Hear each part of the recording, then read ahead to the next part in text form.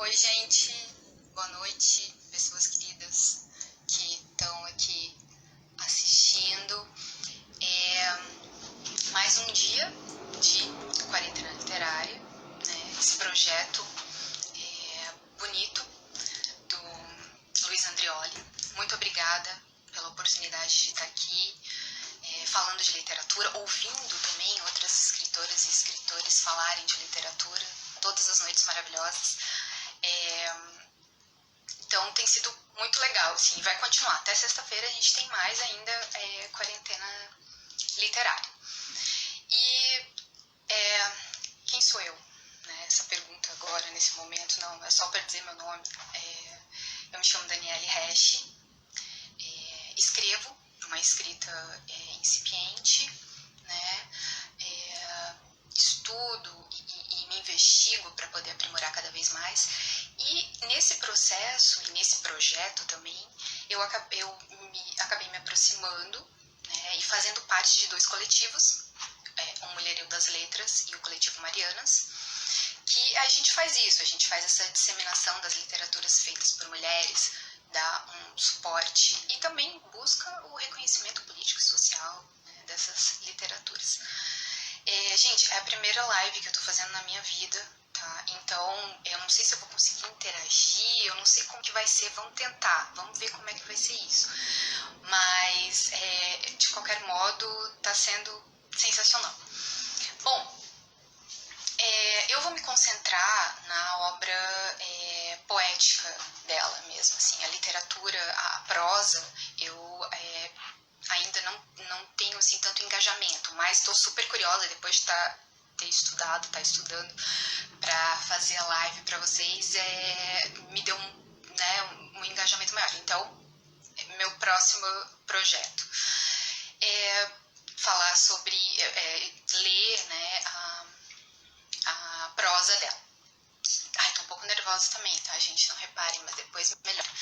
Então, assim, a gente vai falar de quem hoje? A gente vai falar de Hilda Ilch, né?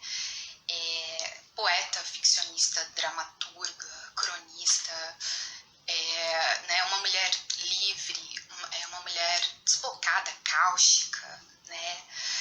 Subversiva, a gente pode dizer, a obscena senhora H, né? A gente vai falar dela. Mas eu pergunto para vocês, por que ler Hilda Ilch? Eu vou mostrar para vocês por que ler Hilda Ilch. Ama-me, é tempo ainda. Interroga-me, e eu te direi que o nosso tempo é agora. Esplêndida avidez, vasta aventura, porque é mais vasto o sonho que elabora há tanto tempo sua própria tessitura. Ama-me, embora eu te pareça demasiado intensa e de aspereza, e transitória, se tu me repensas. Gente, sensacional, né? Esse poema. Ele tá no livro De Amor Tenho Vivido, tá? Da Companhia das Letras, que faz um apanhado, né, de alguns poemas dela, e ele foi publicado no livro chamado Júbilo, Memória, Noviciado da Paixão. Acho que é de 1974, se eu não me engano. 1974, tá? Então, vamos continuar. Primeiro já, ela dizia que ela era poeta. Eu acho que isso é legal da gente falar.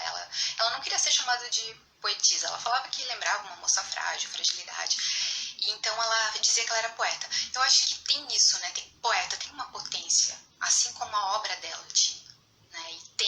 E vai ter sempre, né? Poeta. Então, assim, eu vou fazer uma mistura, eu vou falar, eu vou me concentrar na obra poética, mas eu vou falar um pouco da biografia e vou falar um pouco também da obra e vou ler alguns poemas. Vamos fazer uma mistura, assim, né? Então, a Hilda, ela nasceu no dia 21 de abril de 1930, em Jaú, tá? A mãe dela chamava-se Bedecilda, era uma mulher livre, independente. A Hilda viveu nessa atmosfera, né, de liberdade, de ser, e isso apareceu na vida dela e na escrita e tudo que ela fazia, tá? E a Bedecilda tinha um filho de outro casamento, antes de casar com Apolônio, que era o pai da Hilda. Eles ficaram casados por um tempo e depois, quando a Hilda tinha 2 anos, eles se separaram, né? Ela foi morar em Santos e ele continuou morando em Jaú, que foi o local que a Hilda nasceu, tá? E aí, assim, logo que eles foram pra lá e tal, o pai dela foi diagnosticado com esquizofrenia, né? Ele foi diagnosticado e ele era uma figura muito importante para Hilda, assim. Ela adorava ele era um fazendeiro de café, poeta, jornalista, ele adorava filosofia, ele adorava Nietzsche, ele lia, então ele era assim uma figura central para Hilda. Ela adorava ele. E a mãe, embora eles estivessem separados, ela nunca formulou, né, alimentou uma imagem negativa do Apolônio, sempre positiva. Eu acho que isso também acabou contribuindo, né, para esse lugar ou para essa imagem que a Hilda construiu do pai, tá? E assim, muitos analistas dizem que ela recria o pai na sua obra, né? Ela faz isso a todo momento. E ela queria realmente, parece que perseguia provar para ele que ela seria uma grande poeta, assim como ela o considerava. Então, assim, eu separei um poema aqui que eu acho que para a gente localizar essa imagem do pai, né, esse lugar. Esse poema está no Odes Maiores ao Pai, tá? Um livro de 1963 a 1966. E ela dedica à memória dele. Então, assim, na tua ausência, na casa o perfume das igrejas, o odor da castidade antiga dos incensos reacendeu, a alegria da infância. E aspirei contigo o perfume menos casto das cerejas. Na casa, um ruído de contas de rosário. Mas eu só, meu pai, te vigiava. Os ventos te seguiam. E próxima do teu passo, eu mesma era o silêncio, a pedra, impossível de abraço. Uma torre contigo caminhava. Nos muros, nas escadas, refizeram ardis, fibras trançadas, e aqueles pareciam mais largos, aquelas mais altas. No teu andar, um quase nada definido, tinhas o caminhar dos animais, espaçado e perdido. Respirei teu mundo movediço. Pai, não viste o sol da terra, correndo os pilares, as cruzes e a capela? E o sonho sobre a tua fonte é mesmo uma crisálida pronta para ter asas? Abriram-se os portões, mas a casa era nova. A que foi nossa. Tuas filhas te disseram que na noite um homem e sua torre, com paciências guardadas, pouco a pouco a demoliram. Maravilhoso esse poema, né? Eu não sei, pra mim tem uma coisa de tem um distanciamento, né? Não um distanciamento desejado entre eles, mas um distanciamento de repente da condição, da esquizofrenia, né? Ela fala, os ventos te seguiram e próxima do teu passo, eu mesma era o silêncio, a pedra, impossível de abraço.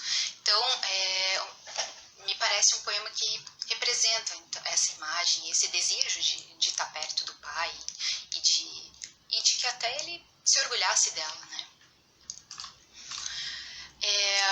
Seguindo aqui, então, um pouco da biografia dela, ela estudou no colégio de freiras, tá? Depois que elas foram para Santos e tal, ela ficou muitos anos no colégio de freiras, o que explica também, eu acho, um pouco essa simbologia, né, cristã, católica, mas se bem que ela era uma pessoa que na casa dela havia muitos símbolos, assim, sabe, de umbanda, de budismo, católicos, então todas as manifestações religiosas. Mas e essa relação com a religiosidade aparece bastante nos poemas dela. E também ela através Deus, né, enquanto uma experiência, também perpassa a obra dela, os textos dela, tá? E tem histórias que as freiras pegaram ela embriagada porque ela tomou todo o vinho do padre, ela era criança, ela era pequena, então várias histórias. Ela já agitava quando ela estava interna no colégio de freiras, tá? Então, aos 18 anos ela vai fazer direito,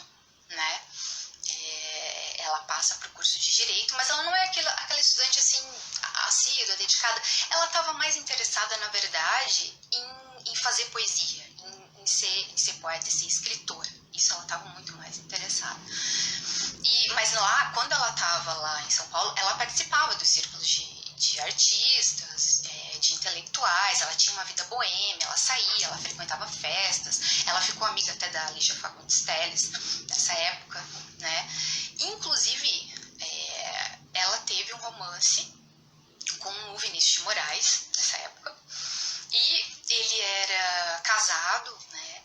E então no começo a relação meio que estava indo, ela estava contente e elogiava ele, e depois a coisa desandou, ela começou a criticar ele, falar mal, mas houve esse romance, e inclusive ela escreveu uma paródia do soneto de separação, né? E ela até falou uma frase, ela costumava falar uma frase que eu acho interessante, representativa dessa liberdade dela, né, sexual e tudo mais. Ela dizia que a poligamia e a poliandria são as duas instituições mais simpáticas que se tem notícia. Então ela tinha essa liberdade de ser e de desejar e de correr atrás dos seus desejos, digamos assim, né. E só que aconteceu algo assim marcante na história dela e na vida. Naquela vida boêmia que ela tinha, né, junto com os círculos intelectuais e artísticos, ela percebeu que se ela continuasse, se ela continuasse naquela atmosfera e agindo daquele jeito, ela não ia conseguir se dedicar à obra dela. E isso era central, era muito importante. Então, o que ela fez? Ela resolveu construir a Casa do Sol. A Casa do Sol, hoje é o Instituto Hilda Ilch, né, fica em Campinas, e ela desenhou essa casa, gente. Ela desenhou, e nessa época ela estava com o Dante Casarini, e ele topou e eles foram construir a Casa do Sol. Né, construíram uma casa enorme, linda, né, com uma figueira enorme, tem toda uma mitologia que as pessoas faziam pedidos lá, e muitos cachorros. Ela tinha época que tinha mais de 60 cachorros lá, então eles saíam para olhar a lua. Só que assim, qual que é o lugar, né, da Casa do Sol? A Casa do Sol, ela existiu para ser um espaço criativo mesmo, sabe, de produção da obra dela, não para ela se retirar e ficar lá. Tanto que a vida social lá era intensa, então tinha muita gente que frequentava a casa, artistas, físicos, matemáticos, tipo de gente, as pessoas moravam lá, tinha gente que acabava morando um tempo lá. Então ela foi importante, né? Foi um marco. Ela escreveu a maior parte da literatura dela lá na Casa do Sol, a partir da década de 1960. Ela foi para lá com 36 anos, 66 mais ou menos, tá? E então esse foi um marco, né, na vida dela. E muitas coisas, muitas experiências, a obra sendo produzida. Eu marquei esses pontos para agora a gente vai fazer uma virada, né, aqui para falar mais da obra dela. E só para dizer que ela morreu em 2004, tá? Ela nasceu, né, em 1930 e morreu em 2004, tá? Ela teve uma produção literária enorme, assim, né? Ela teve muitos livros, aqui temos 21 livros de poemas, 8 peças de teatro. Isso foi bem legal, porque entre 1967, então ela começou a produzir de 1950 a 1995, ela estava escrevendo poemas e também escreveu prosa. Na década de 70 ela começou a escrever, em 70 ela começou a escrever prosa também, mas a primeira coisa que ela escreveu, assim, de prosa foi 8 peças de teatro, de 1967 a 1969. Então a produção dela era intensa e ela estava engajada nisso mesmo, tá? Então assim, qual que é a visão, né, que as pessoas têm da obra dela? Que é hermética, que é difícil. Ela não achava, ela discordava disso. Mas também tem muita gente que diz que ela não é uma óbvia. Então, assim, não é de uma hora para outra que você entra, né, na poética ilchiana. É um processo, né? E sim, é isso mesmo, Luiz, o teatro era super politizado. Então esse é um ponto bem interessante mesmo, né? Porque ela não tem essa coisa da militância na obra dela, embora toda escrita é política, né? Mas o teatro que ele escreveu realmente era bem politizado, era a época da ditadura, então essa era a intenção mesmo. Inclusive, ela abrigou pessoas perseguidas pela ditadura na casa dela. Né? Então tinha isso, isso mesmo, tá? E assim, então essa obra dela algumas pessoas realmente acham que é uma obra difícil, mas se você realmente se engajar, se você ler, é de uma beleza incrível, assim, é sensacional. E de uma reflexão filosófica que ela usava. Ela dizia que a literatura serve para pensar, né, em primeiro lugar. Claro que ela fez muita coisa, mas inclusive depois ela rompeu com isso porque ela achava que literatura séria para pensar não era lida, e ela acabou escrevendo literatura obscena, erótica, pornográfica, mas o elemento erótico, na verdade, né, sempre teve permeando a obra dela, digamos assim. E esses primeiros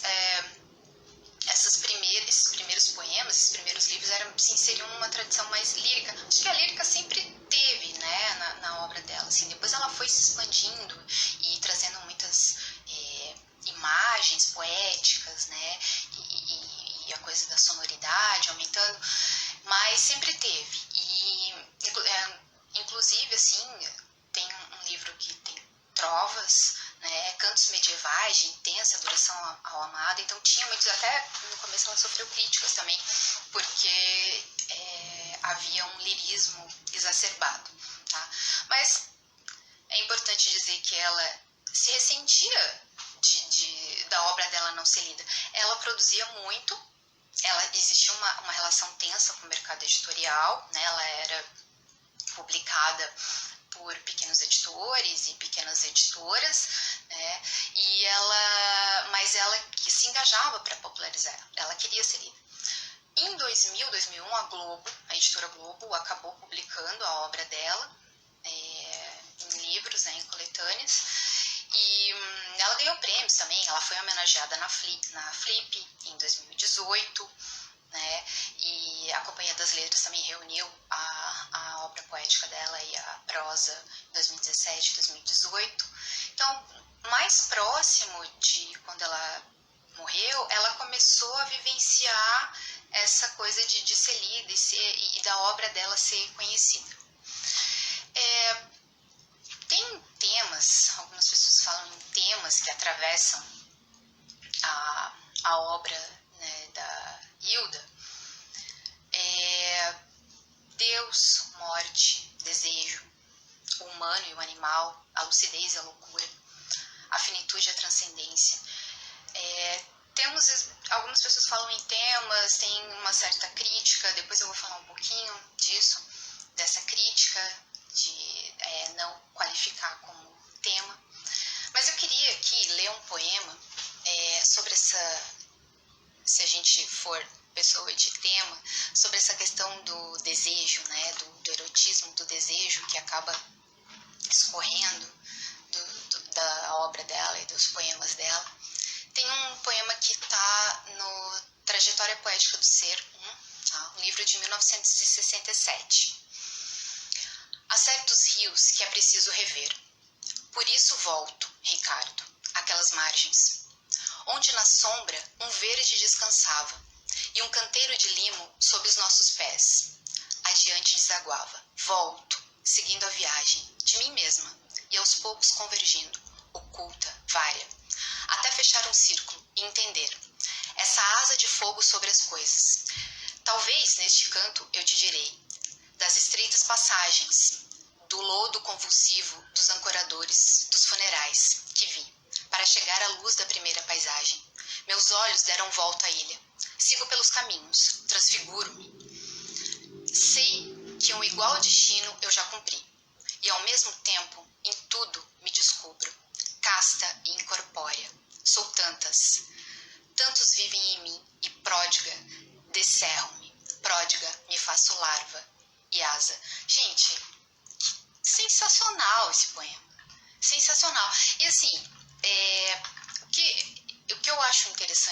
de falar, fazendo um link aqui. Então, algumas pessoas falam, alguns analistas falam em temas, mas tem um crítico que é o Alcir Pécora. Ele é crítico literário e professor da Estadual de Campinas. Ele fala uma coisa bem interessante, assim, pra gente pensar. Ele diz que não dá para resolver a obra da Hilda pensando em temas, né? Não dá. Por exemplo, Deus, né? Ela escreve vários poemas sobre Deus. Ela não tem uma hipótese de Deus, uma perspectiva metafísica. O que acontece? Deus está associado à ideia de poesia. Deus é produzido dentro da poesia dela, né? Não é uma...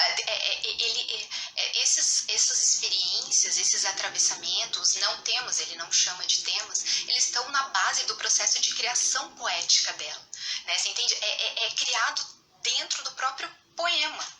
A ideia de Deus, a ideia, sei lá, de morte, né? Não é uma coisa pré-concebida, metafísica, tem uma criação ali mesmo, no poema. E aí, inclusive, até com uma brutalidade, né? Uma crueldade, uma coisa que choca, uma profundidade do vivido mesmo, que está sendo criado ali, né? Com aquelas imagens, com aquelas imagens poéticas, com a verdade, com aquele símbolo. Inclusive, esse crítico, ele fala que ela faz uma metapoesia, é uma poesia que está se pensando o tempo inteiro, né? É uma coisa constitutiva ali e que está se pensando, tá? Tem uma reflexão ali filosófica mesmo também, né? E aí ele fala também que a experiência da poesia da Hilda, ela é uma experiência de sucessiva quebras de pactos. Isso eu achei sensacional também, gente. Não tem um acordo, assim, sabe, que se preserva. Então, você não tem um sentido pré-estabelecido, você não tem um conceito, alguma coisa universal, assim. Tá tudo sendo feito ali. Não tem algo que você pode pressupor, entendeu? Que não tem nenhum pacto que tem que ser respeitado ali. Não, é tudo sendo feito ali. Então, assim, ela explora, ele fala que ela explora essa ausência de sentido, né, de uma coisa que parece estar organizada ali no texto. Ela explora, na verdade, me parece até um sentido flutuante, digamos assim, né? Não tem um sentido pré-estabelecido ali, tudo está sendo produzido ali. Isso é sensacional, não? Com certeza, Luiz Jacques, sensacional demais. E fora que, assim, realmente ela falava muito que ela se engajava, ela se entregava de um jeito, que coisa maravilhosa, ela estava inteira ali naquela escrita, né? E essa relação, a vida dela, eu não sei aonde começa a vida e onde começa a obra. No caso da Hilda, tá tudo junto, tá tudo misturado, ela era poesia. Eu quero... a gente falou, o Luiz falou sobre essa escrita politizada dela e tal. Eu achei um poema, gente, lindo, que eu acho que tem um pouco mostra um pouco essa faceta, né, dessa expressão, dessa politização, assim, mais explícita. Gente, é maravilhoso esse poema. Eu vou ler pra gente aqui, ó. Ele tá no Júbilo Memória Noviciado da Paixão. Tudo vive em mim, tudo se entranha na minha tumultuada vida. E por isso, não te enganas, homem, meu irmão, quando dizes na noite que só a mim me vejo, vendo-me a mim, a ti, e a esses que passam nas manhãs, carregados de medo, de pobreza, o olhar aguado, todos eles em mim, porque o poeta é o irmão do escondido das gentes, descobre além da aparência, e antes de tudo, livre e por isso conhece. Quando o poeta fala do seu quarto, não fala do palanque. Não está no comício, não deseja riqueza, não barganha. Ele sabe que o ouro é sangue. Tem os olhos no espírito do homem, no possível infinito. Sabe de cada um a própria fome. E porque é assim, eu te peço, escuta-me, olha-me. Enquanto vive um poeta, o homem está vivo. Gente, que sensacional esse poema. E é legal porque eu tava lá lendo o livro, aí no meio apareceu, eu falei, nossa, que poema mega politizado no meio. Foi meio surpreendente pra mim, assim, encontrar lindo, maravilhoso poema, sabe? Queria pedir vocês, continuando um pouco aqui mais. Esse outro atravessamento, essa outra base, uma outra base importante de produção da poesia, né, da Hilda, é a morte. Né? Então ela tinha uma atração pelo transcendente, ela tinha pela coisa do invisível, o que vai acontecer depois da morte. Ela tinha uma curiosidade, né? Ela tinha essa atração, assim, né? Era um eixo existencial e poético mesmo para ela. Tem um livro que ela escreve, Da Morte, Odes Mínimas, de 1980, que ela realmente conversa com a morte o tempo todo, sabe? Esse livro é incrível. Eu vou ler aqui alguns poemas para vocês. E esse primeiro aqui, gente, ela tenta seduzir a morte, sabe? É maravilhoso. Demora-te sobre minha hora. Antes de me tomar, demora.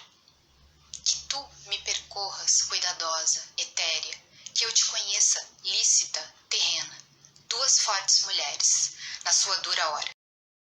Me pena, mas voluptuosa, eterna, como as fêmeas da terra, e a ti, te conhecendo, que eu me faça carne e posse, como fazem os homens.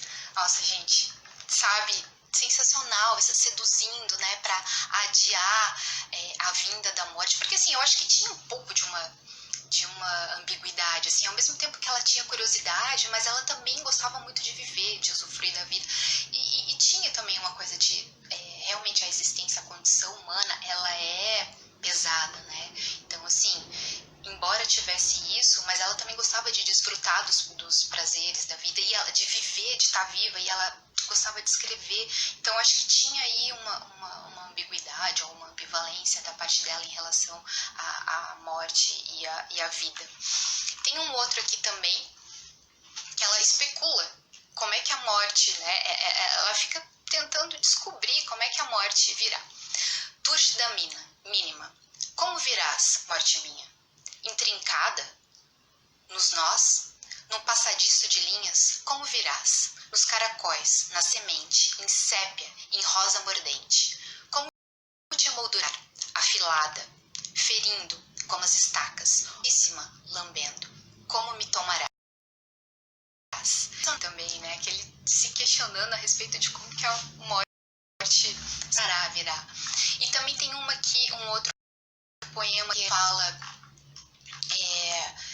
que ela tenta um pouco esquecer, né, essa vinda da morte. No meio-dia te penso, íntima te pretendo, incendiada de mim, contigo morrendo. Te sei, lustro marfim e sopro, e te aspiro, te cubro de sussurros. Me colo extensa sobre tua cabeça, morte, te tomo. E num segundo, ouvindo novamente os sons da vida, nomes, latidos, passos, morte, te esqueço. E intensa, me retomo sob o sol. Né? Porque também não dá pra ficar pensando na morte o tempo todo, né? A gente, super sinestésico, sensacional. Ela produz umas imagens, inclusive tem outros poemas que ela coloca a morte como irmã, a morte tem um corpo, né? Ela representa a beleza. Gente, é sensacional, assim, os poemas são sensacionais. E tem um aqui também, tem um que uma hora ela deseja ser eterna também, né? E se eu ficasse eterna, demonstrável, axioma de pedra, e lívida, inorgante, entre os escombros, indefinível como criatura, eternamente viva, tem essa coisa, nessa dualidade o tempo todo aparecendo.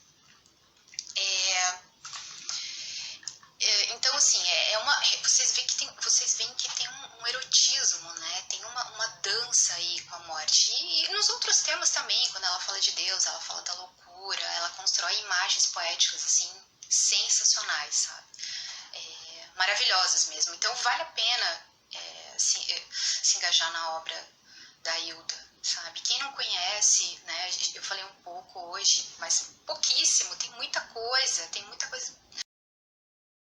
Eu fiquei, o que eu vou falar? Tem tanta coisa maravilhosa, tem tanta coisa pra gente, Priscila, viver e morrer, viver a morte, E tem tanta coisa maravilhosa pra gente mergulhar, né? Então, assim, eu sou suspeita pra falar, mas convido você vocês a conhecer melhor, conhecer a prosa, né, conhecer a poética, né, e ela foi realmente subversiva, porque quando ela estava com já assim, quase 60 anos, ela resolveu dar uma virada. Ela falou assim: olha, eu estou fazendo literatura séria e ninguém está me lendo, então agora eu vou escrever bandalheiras. Ela falou isso, né? Ela falou: eu vou fazer uma virada. Sempre teve presente na obra dela, né? Sempre teve o desejo, a coisa erótica, sempre teve. E aí ela resolveu chocar mesmo e radicalizar e falar: agora eu vou fazer alguma coisa para ser lida. Mas era uma debochada, era um escárnio. Todo mundo fala que... Obrigada, Janine. Todo mundo fala que realmente era um escárnio, era um deboche, né? Ela ria quando ela falava isso, assim. Mas ela foi uma mulher muito livre e ela fez tudo o que ela quis fazer. Ela viveu a poesia, ela escreveu, ela foi a poesia, ela é ainda. E a gente sempre vai poder estar com a Hilda, né? A gente já está no horário, né? Então, assim, eu queria agradecer muitíssimo, né, vocês aqui comigo e com a gente. A quarentena vai continuar, tá? Amanhã o Luiz vai se materializar na nossa quarentena. Ele vai falar sobre o Rubem Fonseca, tá? Não percam, continua até sexta-feira, teremos mais autores, autoras. Tem contos de escárnio e textos grotescos. Ela tem uma tetralogia pornográfica, né, que entra esse texto. E tá? Mas obrigada, Celinha.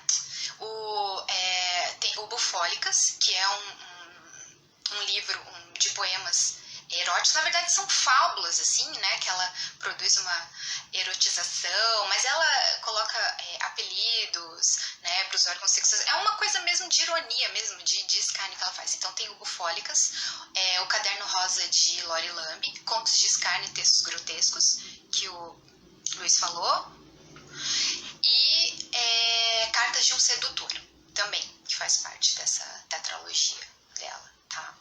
Obrigada, gente. Obrigada. Então, assim, amanhã, né, continuamos com a nossa quarentena. Muito obrigada por todos vocês. Obrigada, Luiz. Obrigada a todos. E eu vou terminar com um poema dela, né? Pra gente ficar mais um pouquinho e aproveitar mais um pouquinho de Hilda. Tá no livro Cantares de Perda e Predileção, de 1983, tá? Isso mesmo, Márcio. Ela dedica... eu vou ler. Peraí que eu separei. Ela dedica o primeiro texto das Alcoólicas. Peraí, vamos ver se eu consigo achar isso aqui. Ai, Senhor. Achei. Eu vou ler pro Márcio, para todos nós, né? Pros admiradores do Jamil. É crua a vida, alça de tripa e metal. Nela despenco, pedra, moro pela vida. É crua e dura a vida, como um naco de víbora. Como-a no livor da língua. Tinta, lavo-te os antebraços. Vida, lavo-me no estreito pouco. No meu corpo, lavo as vigas dos ossos, minha vida. Tua unha plumber, meu casaco roço. E perambulamos de coturno pela rua. Rubras, góticas, altas de corpo e copos. A vida é crua, faminta como o bico dos corvos. E pode ser tão generosa e mítica. Arroio, lágrima, olho d'água, bebida. A vida é líquida. Gente, que sensacional! A vida é líquida, assim como a Hilda era, né? Fluida, fluxo. Ela se transformava em qualquer coisa. Tudo podia ser transformado no poema dela, dentro do poema dela, né? Então ela era assim fluida também, tá? E esse é um poema realmente que eu tinha separado, mas eu não sabia se daria tempo para ler. E o poema que eu separei aqui pra gente encerrar tá no livro Cantares de Perda e Predileção. A Vida é Líquida, Bauman, com certeza. Tá no livro Cantares de Perda e Predileção. Eu vou ler pra gente encerrar a nossa quarentena. As águas. Meu ódio amor, uma boca de seixos, um oco de palavras, um sumidouro de fomes e de asas. Teu ódio escama sobre o meu desejo. As águas, meu ódio amor, mulheres afogadas, eu muitas, de litígio escureza, e a sedução de me pensares, presa, me sabendo invasão, e unguento sobre a tua mágoa, flores, graças, para que os nossos corpos se lavem dessas águas, caridosos com a carne e as ilusões. Gente, muito obrigada por vocês estarem aqui com a gente, né? E leiam Hilda, leiam as mulheres, tá? Vamos continuar com a nossa quarentena literária amanhã com o Luiz, então, tá bom?